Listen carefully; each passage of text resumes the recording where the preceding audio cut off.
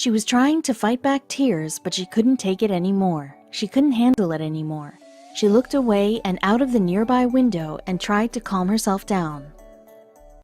But then she heard someone. She turned back to look and saw him standing there, taking her abuser down a notch.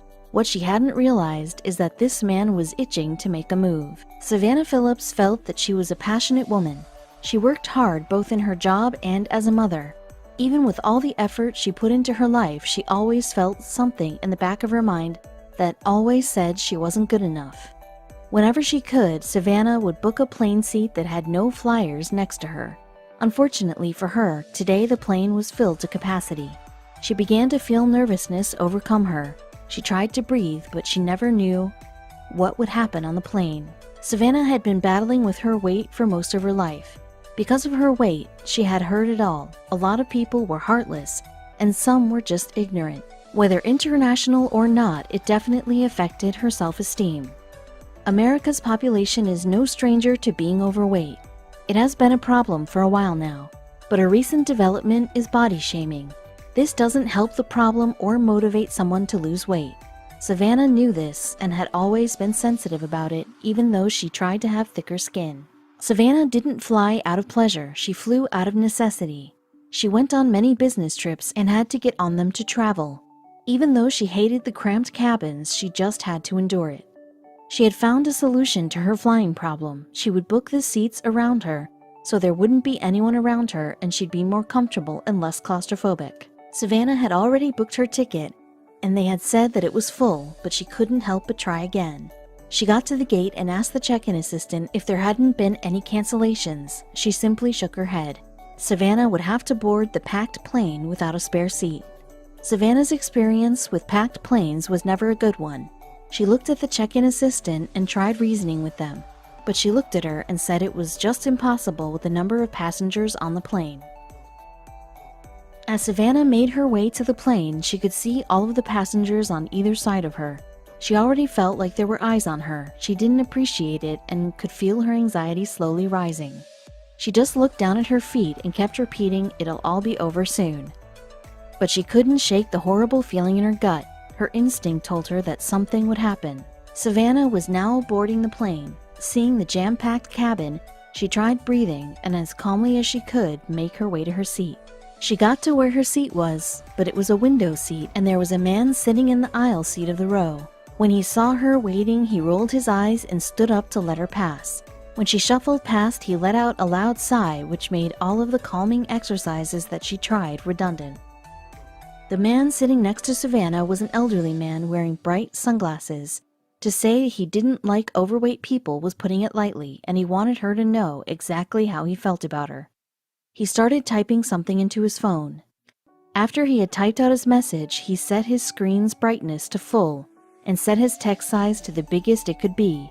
He wanted this message to be clear. After it was finished, he moved the screen towards Savannah so she could see it. But what he didn't account for was that the man sitting directly behind him could see everything. Savannah was always a helpful person. When she saw the man moving his phone towards her, she asked what he was doing. He said that it was so he could see his screen better, but he was lying and kept putting the finishing touches on his message. But when Savannah saw what he had typed out on his phone, it took her by surprise. You don't expect such a horrible thing to be typed and shown to you. She averted her eyes quickly and looked towards the window. She didn't want to cry. Little did she know that the man behind them witnessed the whole thing. It was now clear why the man had played with the settings on his phone until she could see it clearly. The message he had typed out was obvious, and he didn't even try to hide it from her. He wanted his opinions to be clear. She felt like she was back in high school being teased all over again. The message that the man had typed was sitting next to a smelly fatty. Savannah couldn't take it, but she was unaware that her protector was so close. The old man received a sudden, vigorous tap on his shoulder. As he turned around, he heard, "I need to speak to you, now." Startled, he rose and followed the young man down the aisle. Angry, Chase Irwin spoke firmly. "We're switching seats, now," he ordered. Taken aback by his confrontation, the old man cowardly agreed. Sitting back down, Chase addressed the tearful Savannah. Then he really became a hero to many.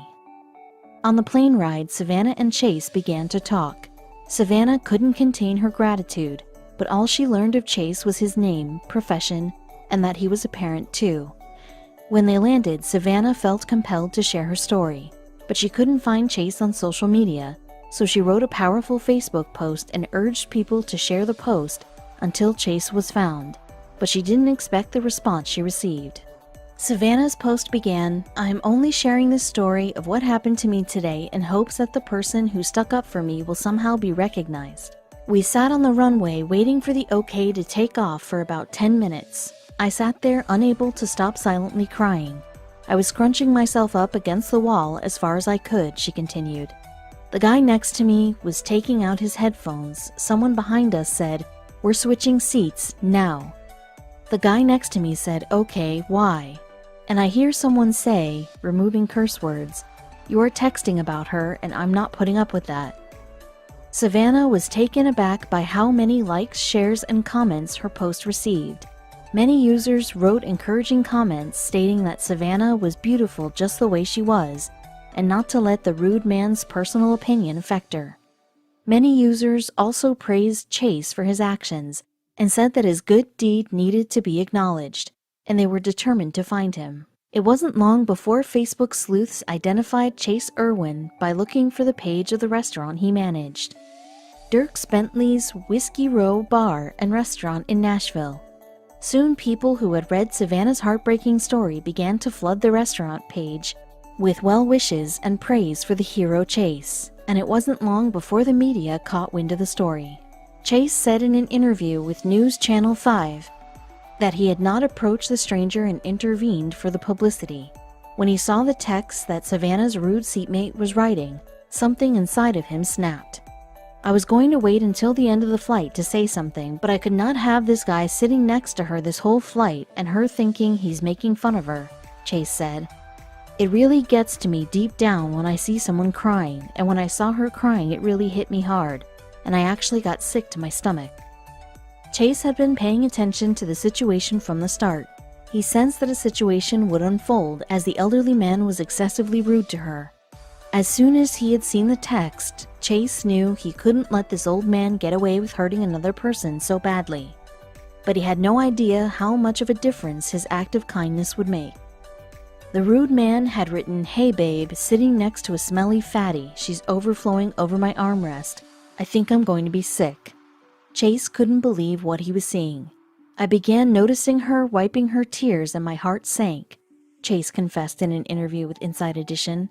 He knew he had to do something. He took a short video of the man on Snapchat and wrote, "This guy, probably mid-50s, just texted his wife that he's sitting next to a smelly fatty and was about to vomit.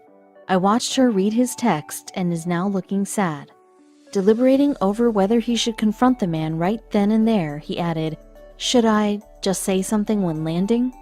Then he decided he wasn't going to tolerate it. In an interview with the local news, Chase mentioned how much he hated discrimination. When he had seen what the elderly man was writing, he had to act on it. But instead of waiting to have a word with him when the plane landed, he called a flight attendant over to let her know what he was about to do. Then he confronted him. According to Chase, he approached the fat shamer and ordered him to swap seats with him, now. At first, the man was confused, assuming that Chase was offering him a better seat. He thanked him and asked why, but Chase was about to set him straight. "Because you're a heartless person," Chase told him. "I read your text, and the girl next to you crying also read your text, and you should really take into consideration other people's feelings." That certainly kept the old guy quiet. Then, before the rude man could say anything else, he sat down next to Savannah. "He encouraged me not to let that guy get to me, and that everything was going to be fine," Savannah recalled. He said he just happened to see that guy's text message and he started shaking. He was so mad, and he knew he had to do something. He stopped the flight attendant and told her what he was about to do. Savannah's Facebook post garnered over 7,000 comments and 1,300 shares, and when Chase was located by his Facebook fans, he was inundated with messages thanking him. Posting a story about the incident on Facebook, Dierks Whiskey Row said it was so proud to share the story about Chase. "Thank you to everyone who has messaged us regarding this story," the company said. It has warmed the hearts of our entire team. But how does Savannah feel now? I would like to add that I do forgive him, Savannah said in an interview. I have said lots of things in my life that I shouldn't have, just like everyone else. If I hated him, I would not be any different, and it is vital to respond with love. Only love brings change in the world. Savannah said that neither she nor Chase have spoken with the man again. She doesn't even know who he is, and I really don't want to know. I don't want this story to be about him. My goal was for it to be about Chase, and how we should all be brave like he was and stand up for others. Thanks to Chase's kindness and Savannah's post, they helped raise awareness for the victims of body shaming, an issue which has now been brought to the forefront of people's consciousness. Body shaming is an abhorrent practice that should be stopped. Chase will always remain a true hero in Savannah's eyes, as well as many others were.